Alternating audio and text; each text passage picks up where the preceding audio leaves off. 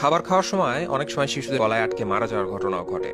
এই অ্যানিমেশনটা দেখলেই বুঝতে পারবেন কেন খাবার খাওয়ার সময় খাবারটা আসলে পাকস্থলীতে না গিয়ে ফুসফুসেও চলে যেতে পারে। এটা হচ্ছে একটা মৃত বাচ্চার ফুসফুসের ছবি। এখানে একটা বাদাম দেখতে পাচ্ছেন, এটা হচ্ছে সে যখন জীবিত ছিল তখন বাদাম খাওয়ার সময় ভুলে এটা ফুসফুসে চলে যায়। ফুসফুসে ঢোকার পর এটা এমন ভাবে আটকে যায় যে সে আর নিঃশ্বাস নিতে পারছিল না, ফলে তার মৃত্যু হয়। তো শিশুদের ফুসফুসে খাবার আটকে গেলে সাথে সাথে যে কাজটা করতে হবে তা হলো শিশুকে প্রথমে এক হাতের তালুতে এভাবে উপর করে নিতে হবে, মাথাটা যেন একটু নিচের দিকে থাকে। তারপর আর এক হাতের তালুতে এভাবে আঘাত করতে হবে বেশ কয়েকবার।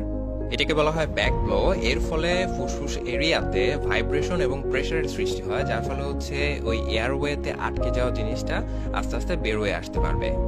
এইভাবে 5 বার ব্যাক ব্লো দেওয়ার পরেও যদি জিনিসটা ভেতর থেকে বের হয়ে না আসে, তাহলে আরেকটা কাজ করা যায়। শিশুকে এবার চিৎ করে এইভাবে নিতে হবে। তারপরে শিশুর বুকের ঠিক মাঝখানে 2 আঙ্গুল দিয়ে বুকের একদম মাঝ বরাবর প্রেসার দিতে হবে।